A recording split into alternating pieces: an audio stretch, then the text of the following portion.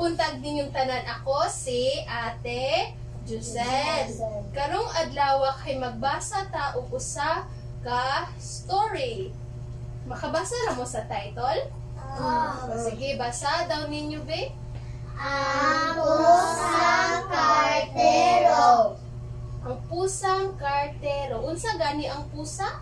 Iring. Unsa color ang pusa dira? White. Unsa yung nakitaan sa liog sa iring? Kulintas nga Pula. pula. Then unsa gisuksok sa bata sa kulintas? Papel. O papel. So kaning atong basahon, unsa ganito yung title? Ang pusang kartero. Kabalo mo kung sa'y kartero? Ang kartero kay messenger or tig hatod og message. O, unsay message? Sulat. O, sige. Perfect. So, ang pusang kartero kay gisulat ni Hinaro o Goho Cruz. O drawing kini nga mga picture ni Mark Jeffrey Santos. Unsay gikaon sa iring? Isda. Okay.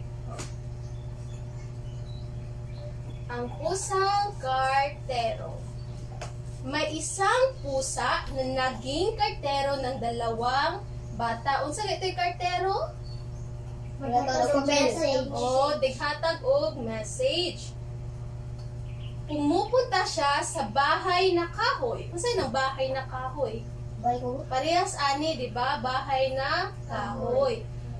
Nangutana ang batang laki.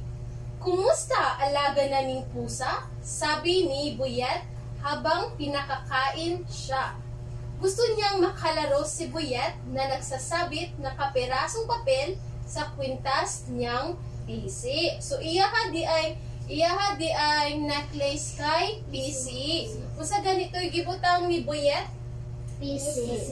Dili unsa iyang gibutang sa kuan ni anang iring? Unsa iyang gibutang papel? Unsa galingalan aning batang laki si Buyet. Pumupunta siya sa bahay na bato. Bahay na bato kay simentado. O, gusto rin niyang makalaro si Ninyo. So, ni siya si Ninyo. Katong ganiyang bata kay si Buyet. Kumusta alaga naming pusa? Sabi ni Ninyo. Habang pinaiinom siya ng tubig. Gusto niyang makalaro si Ninyo na nagsasabit din na kapirasong papel sa kwintas niyang PC. So pareha si Ninyo o Buyet nga magbutang og papel sa iyahang kulintas nga PC. Ang totoo, dalawa ang may-ari sa pusa. So dili ra day usa ang tag-iya sa iring. Pila ganito? Duha. Si kinsa? Si Buyet o Ninyo. Na nakapulot sa kanya habang naglalaro ang dalawang bata sa malawak na bakuran ng kanilang mga bahay. So, kato di ay sa una si Buyet o si Ninyo kay gadula di ay sa backyard nila ni sa ilang backyard ni Buyet o ni Ninyo. Ilang nakitaan si kaning iring. Unsa kay sunod mahitabo? Ani nga story. Hindi daw, maguna-una daw taon sa sunod nga mahitabo. Ila babang pakano ng iring or dili na nila pakano? Sige, dili na nila pakano ng iring? Pakanon. Sige daw, ato daw ng taon, di? Okay. May malaking problema lang si Buyet at si Ninyo. Naku ni problema si Buyet o si Ninyo. Magkagalit ang kanilang mga tatay. So, ang papa ni Buyet o papa ni Ninyo kay magka-away.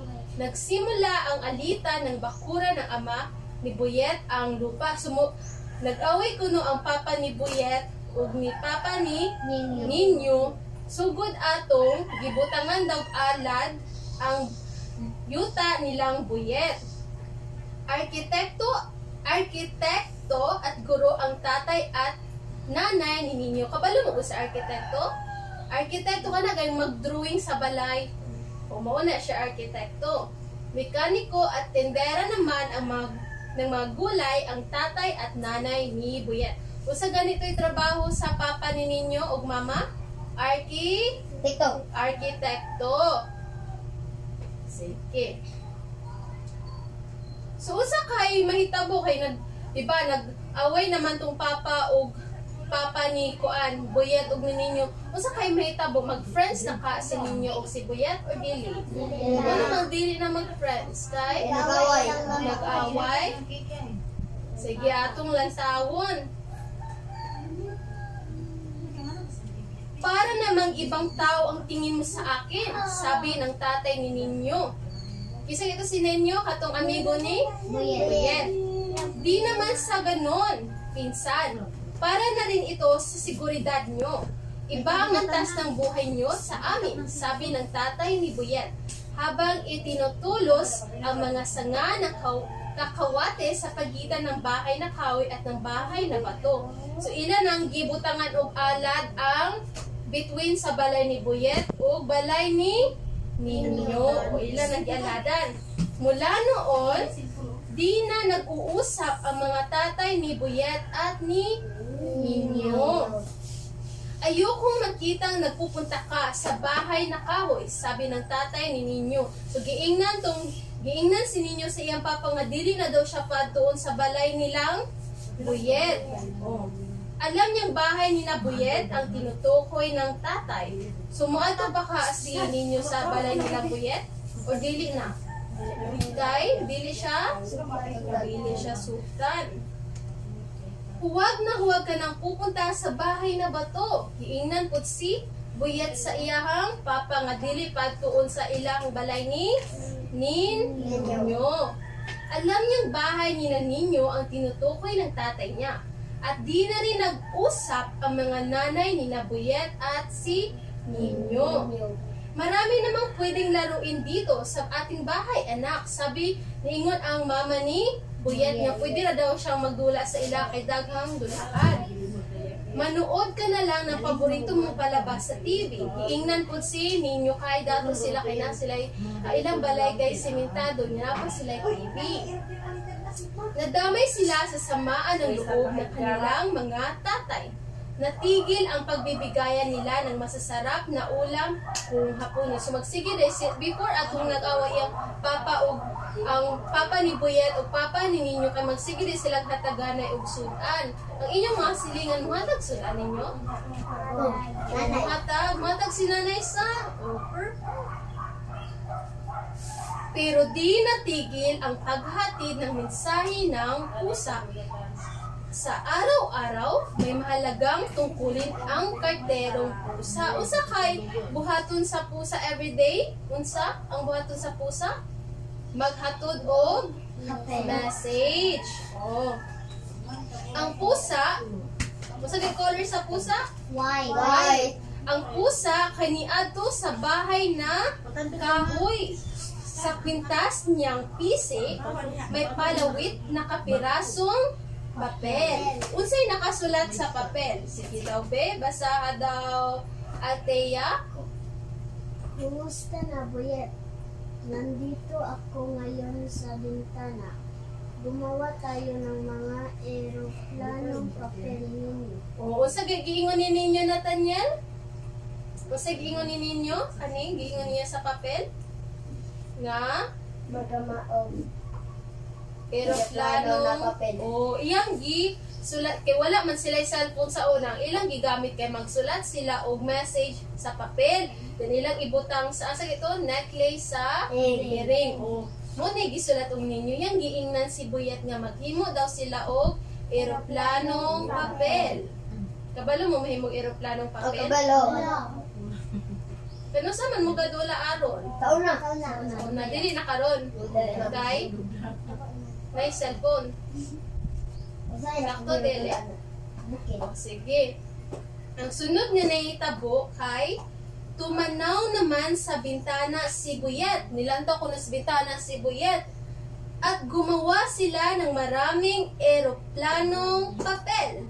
Kailangan nilang mapaabot ang pagpapalipad nito sa bintana ng kanilang bahay. So, kailangan kusgo niya og ing ana ang airplane nga papel. Kay para asa maabot sa Balay. sa bintana sa balay atong iyahang amigo nga si Ninyo. Pumunta siya sa bahay na bato. Kisa kay niadto sa bahay na bato ang isa gaytong tinghato do message. O ang iring. Ang iring kiniadto na pud, di ba naman na siya gadto sa bahay nga kahoy. Niadto na pud siya sa bahay na bato.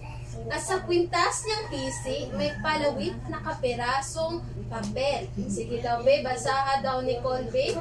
Basaha daw, be. Nasaan ka ninyo? Nandito ako ngayon sa bubong ng aming bahay. Magpalipad tayo na saranggula buyet. Kasi niingon ana si Buyet. O, Gianna, unsay giingon galing Buyet ni ninyo? Magpalipad tayo ng saranggula. Oh, so ang giingon na pong Buyet ni ninyo nga magdula na po daw sila og saranggola or sa English kay? Sa English. Kay. Okay. Kano sa man magdulag kay? Kung May hangin. usog ang hangin. Oh, sige. At nagpalipad ng mga saranggola sa bubungan sina Buyet at Ninyo. Parang nag-uusap sa kalangitan ang mga saranggola nila. Unsang color ang mga kite? Yellow. Blue. Unsa man yung ka ng blue? Unsa man na? Isda. Isda ang kite. Kani? Dak nga kite. Nagpahinga naman ang pusa sa bakod na tinutubuan na ng mga sanga at dahon. Masaya niyang pinagmamasdan ang dalawang makulay na saranggola sa kalangitan. Sa isang hapunan, pumunta ang pusa sa bahay na kahoy. Yung sa ginang bahay na kahoy? Pareha sa parehas sa tumbalay kay dili simento. Sa kwintas niyang pisi, may palawit na kapirasong papel. Sige, kisay ganang mo basa. Si Neil Mark daw be? Sige daw be, basahan Neil Mark. Sige. Anong ulam nyo Buyet? O, nandito ngayon si tatay. O, sige, o sa giingon ang ninyo? Nangutana siyang Buyet. O, sige, Althea, o sige, pangutanang ninyo ni Buyet. O, sige, pangutana gali. Anong ulam niyo Buyet? O, nangutana siya, kung say sudan ninyo dira Buyet. Na ako no diri si Papa karon, ingon si Aaron. Yan. Pumunta si Buyet sa bahay na bato. Si Buyet kiniadto sa ilang balay ni Ninyo. Nya di ba giingnan to siya sa iyang papa nga dili padtoon? Oh, pero niadto si Buyet. Dala ang isang mangkok na pinakbet. Kabalo mo si pinakbet? Pinakbet na sudan, kabalo mo si pinakbet? O, ang pinakbet kay mix na siya og dili binihip. Mix na siya o kanang kalabasa, mga gulay ba, mga utan. Mo na siya pinakbet. Nakatilaw naman ang pinakbet, wala. Dilaw. Isa may naglutos pinakbet. Mama. Si mama ni mo lami. Kasi nas pinakbet na. Mga utan dili. Mga utan. Mga utan ang naas pinakbet. Ningon si Buyet, Tito, pinabibigay sa inyo ni tatay. Sabi ni Buyet, nang pagbuksan siya ng pinto ng tatay ni Ninyo. So, naihatag si Buyet kay gadala siya pinakbet na iyang gihatag sa papa ni Ninyo ang sudan. Niyon sa ang papa ni Ninyo. Sige, basa ka na. Sige, Althea, basa Althea. Aba, salamat kamo, Buyet. Sabi ng tatay ni Ninyo. So, nagpasalamat ang papa ni Ninyo. Sige, unsa kay sunod mahitabuan ni? Sige daw, be? Unsa kay sunod mahitabo sa story? Magkimubuhay na sila? Kay manuman? Gihatagag sudan. Kung hatagan na kag sudan sa imong silingan nga gaaway mo, okay na ka. Usa man ka nga sudan ang ihatag sa inyong silingan para ma-okay na mo. Unan nga barla? Bulan. Sige, dabe. Ito daw yung tawon. Wow. Isa